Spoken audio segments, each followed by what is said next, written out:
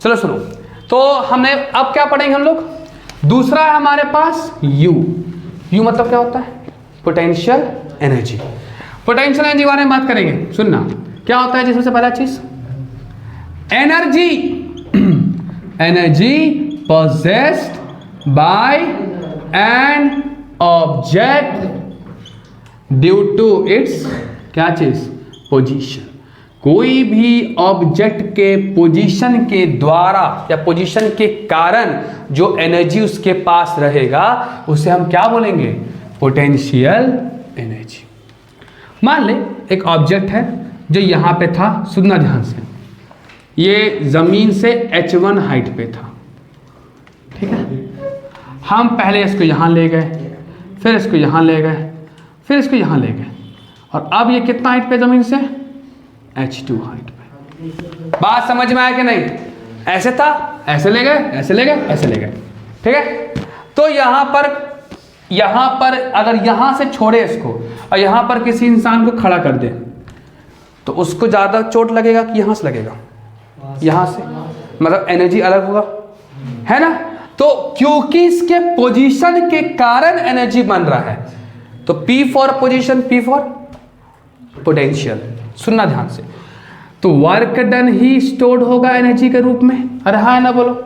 तो क्या होता है work done, force into displacement. यहां देखा जाए तो ऑब्जेक्ट को तुम ऊपर लेके जा रहे हो, लेकिन फोर्स, सॉरी, यहां पे ऑब्जेक्ट पे फोर्स क्या लग रहा है, उसका वेट। नहीं समझ में आया, कोई भी ऑब्जेक्ट को अगर यहां से छोड़ो तो नीचे क्यों आता है, वो उसके वेट के कारण। और डिस्प्लेसमेंट यहां पे क्या हो जाएगा, डेल्टा एच। डेल्टा एच क्या होगा, H2 minus H1, mg H2 minus H1। यही आपका पोटेंशियल एनर्जी। बात समझ में आया कि नहीं आया। अच्छा, यहां पर अगर ये ग्राउंड पे रहेगा, H1 अगर ग्राउंड पे है तो क्या हो जाएगा, 0। तो उस समय पर H2 को आप H मान लोगे तो वर्क डन हो जाएगा mgh। इसको हम लोग बोलते हैं कौन सा, अच्छा यहां पर जो काम हो रहा है वो एक्चुअली में स्मॉल g के प्रभाव में हो रहा है, तो इसको हम एक और नाम क्या दिए हैं, ग्रेविटेशनल वर्क डन, या फिर वर्क डन टू लिफ्ट और फॉल एनी ऑब्जेक्ट। कोई भी ऑब्जेक्ट को उठाने में या फिर गिराने में जो वर्क डन जाएगा ये वो आएगा, याद रहेगा। बहुत थपरा देंगे आकर तुम लोग को, दुन्नू को मारेंगे पटक के। बात फेंक, पेन बात फेंक, तू देखो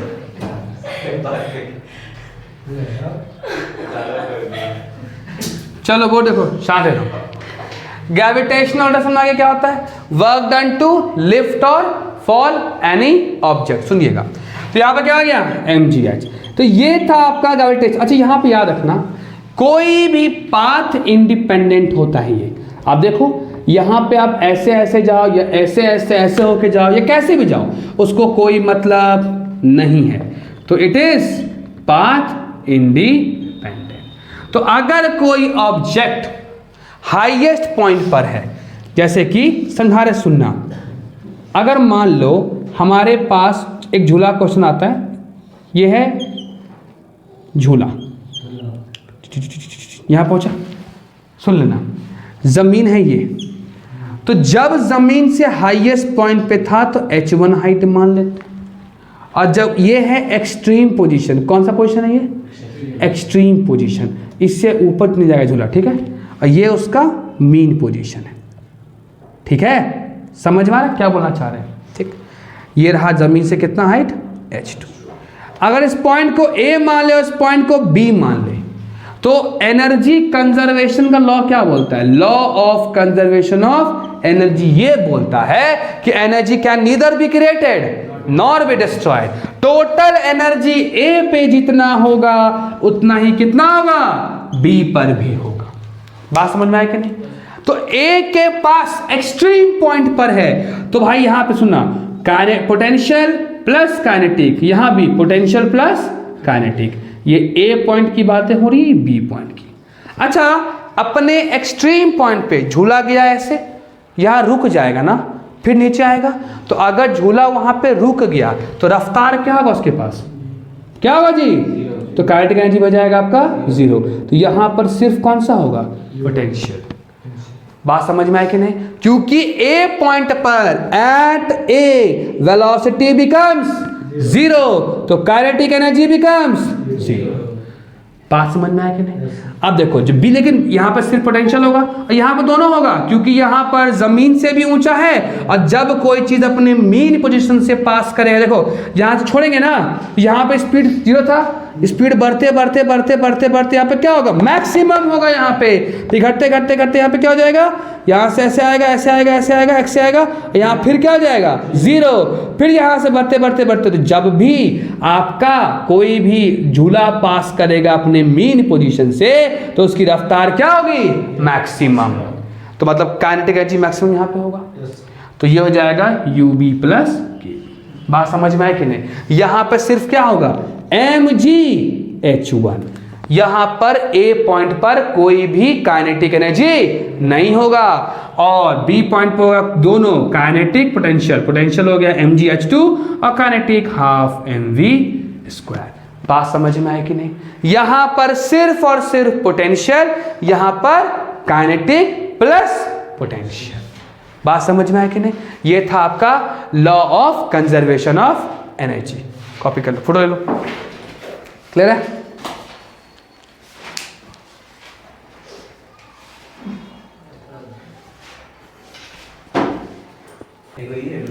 चलिए यहां तक क्लियर है। अब पढ़ेंगे हम लोग स्प्रिंग। सुनिएगा ध्यान से, ये बहुत इंपॉर्टेंट है स्प्रिंग वाला।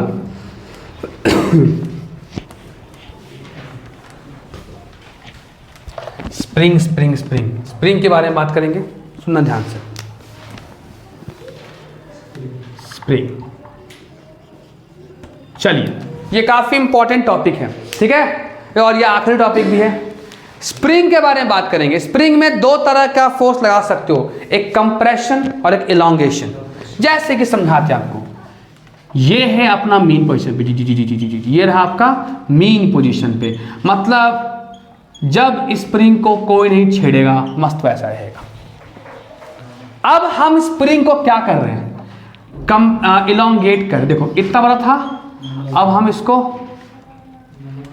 इधर लगा दिए F एक्सटर्नल, जिससे वो X डिस्टेंस क्या हो गया, इलॉन्गेट हो गया। बात समझ में आया कि नहीं।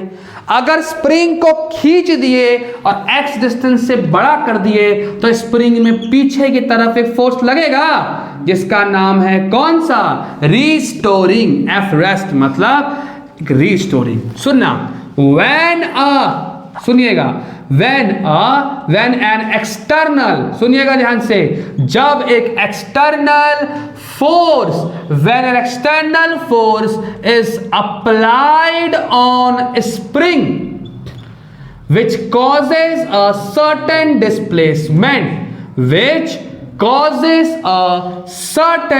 displacement, जब स्प्रिंग के ऊपर आप कोई फोर्स लगाओ और स्प्रिंग कुछ डिस्प्लेसमेंट करे तो देन अ रीस्टोरिंग फोर्स, एक ऐसा फोर्स एक्ट करता है, restoring force acts in opposite direction.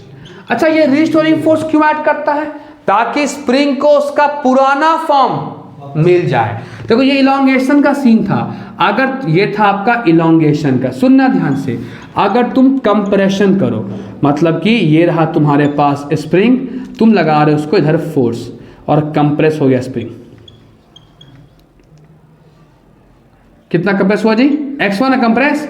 तो अगर आपने इधर फोर्स लगाया था तो अब अपोजिट में क्या लग जाएगा, रीस्टोरिंग। ये कौन सा केस है, कंप्रेशन।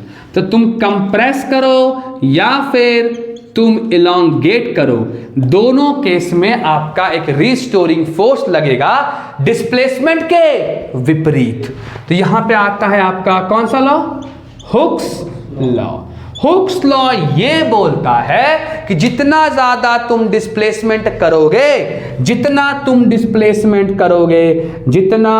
ज्यादा तुम डिस्प्लेसमेंट दोगे स्प्रिंग को, डिस्प्लेसमेंट दोगे स्प्रिंग को उतना ज़्यादा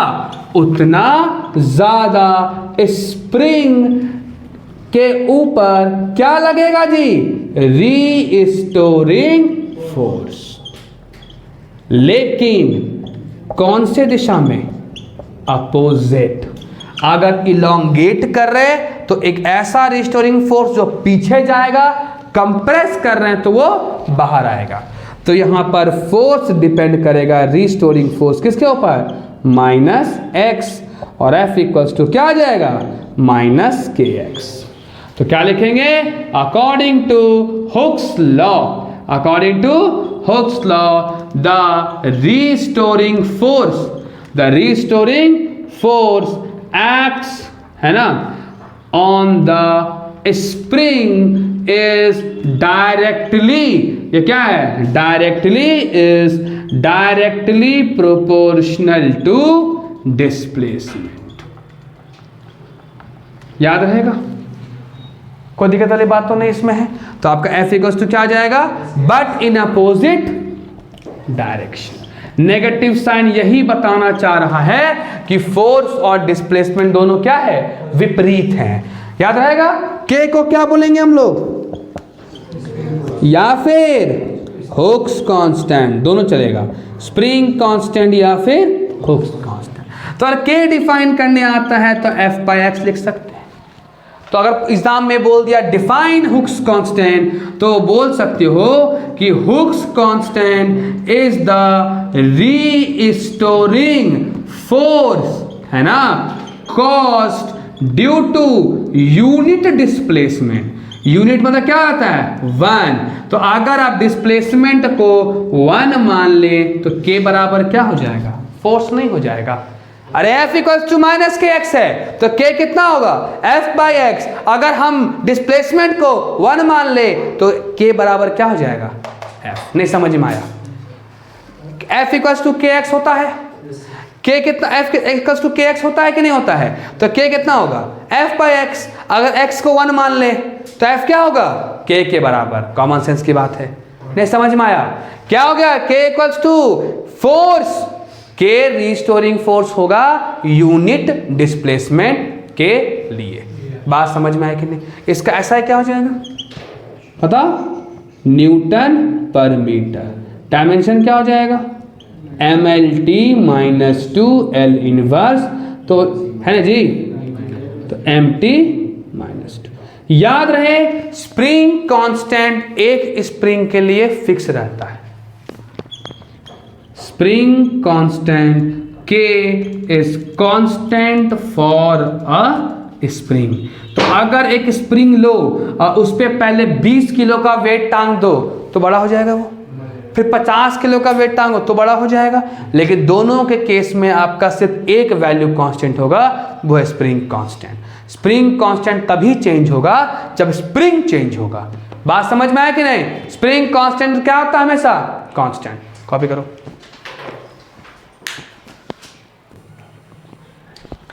अब सुनिएगा। अच्छा, तुमने फोर्स लगाया स्प्रिंग के ऊपर और स्प्रिंग क्या करना चाह रहा है? स्प्रिंग अपना पोजीशन पर वापस आना चाह रहा है। तो इस क्रम में कुछ कार्य होगा। अरे होगा कि नहीं होगा जी? उसी को बोलते हैं इलास्टिक पोटेंशियल एनर्जी। सुनना ध्यान से, हम क्या बोल रहे हैं? When a force is applied on a spring. अब ये फोर्स कंप्रेशन भी कॉज कर सकता है और क्या चीज? एलोंगेशन भी कॉज कर सकता है। तो जब एक स्प्रिंग के ऊपर फोर्स लगेगा, when a force is applied on a spring causing compression और एलोंगेशन, क्या करेगा स्प्रिंग? इट ट्राइज टू, बताइए, एंड डिस्प्लेसमेंट होगा। ए भाई ध्यान दो, एंड डिस्प्लेसमेंट का मतलब जानते हो क्या होता है? x से कंप्रेस हो रहा है और x से क्या हो रहा है? इलोंगेट हो रहा है। तो जब तुमने स्प्रिंग के ऊपर फोर्स लगाया, जैसे मान लेते हैं हमारे पास एक ऐसा स्प्रिंग है, हमने इस पर एक बाहरी तरफ फोर्स लगाया और स्प्रिंग थोड़ा सा क्या हो गया? x डिस्टेंस से इलोंगेट हो गया, हुआ जी। तो इस पर क्या लगेगा, एक रीस्टोरिंग फोर्स। तो जब एक स्प्रिंग के ऊपर तुमने फोर्स लगाया और कंप्रेशन या इलोंगेशन हुआ and displacement x occurs, then a restoring force act, restoring force act करेगा which tries to return the spring to original configuration। Original configuration का मतलब है जैसे पुराने हालात पे उसको वापस लाना चाहेगा। स्वाभाविक सी बात है, अगर तुम स्प्रिंग को खींचोगे, लेकिन ये सब एक नॉर्मल फोर्स के अंदर होता है, ठीक है। तो क्या होता, इसी पर आया था जी, आपको कितना आया था आपका F equals to minus kx, Hooke's law याद होगा आपको, गुड।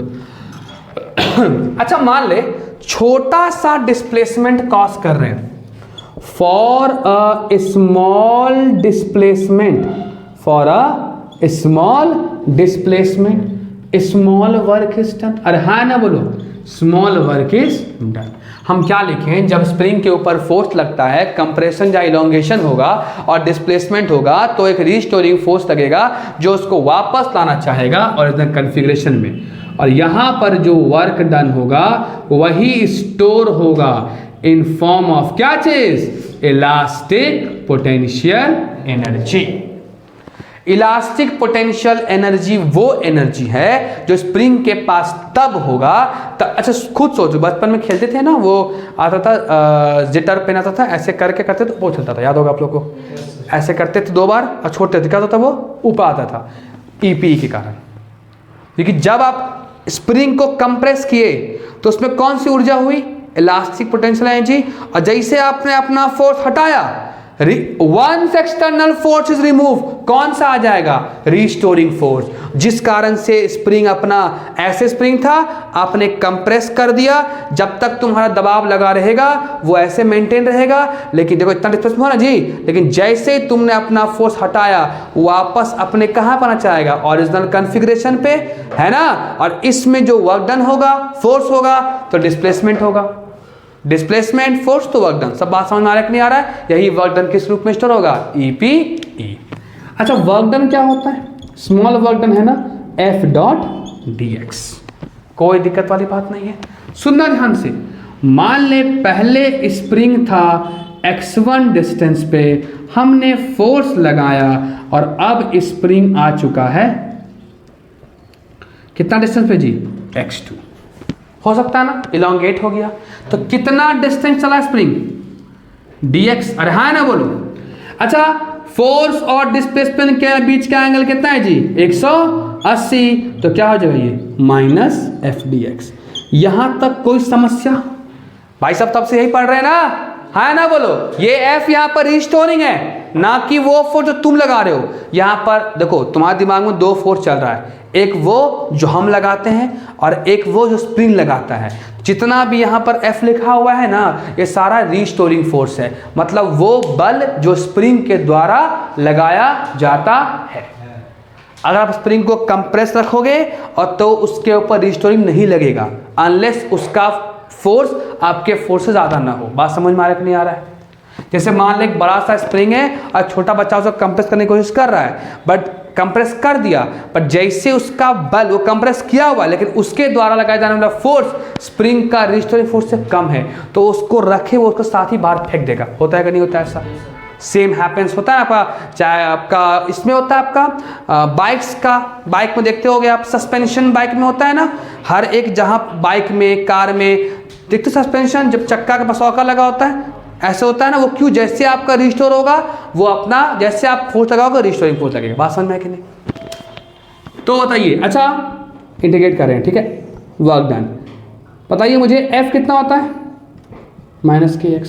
अरे हाँ ना बोलो जी, हुक्स लॉ से, तो माइनस प्लस क्या हो जाएगा, प्लस ना, बाहर निकाल देंगे x dx। कहाँ से, x1 से, नहीं समझ में आया? अरे है ना जी, क्या हो जाएगा, k x² 2, कहाँ से, x1 से, x2, 1/2 k, क्या हो जाएगा, x2² माइनस x1²। यही तो है, work done is stored in form of elastic potential energy half के x2 square minus x1 square. और अगर इनिशियली रेस्पेक्ट में 0 मानते हो तो हाफ के x स्क्वायर। कोई समस्या, कोई दिक्कत?